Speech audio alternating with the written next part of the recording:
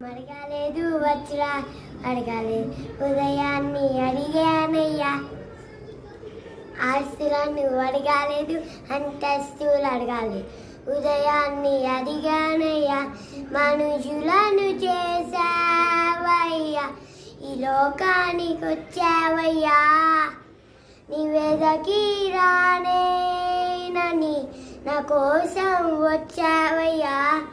నా ఏసయ్యా, నా ఏసయ్యా, నా ఏసయ్యా.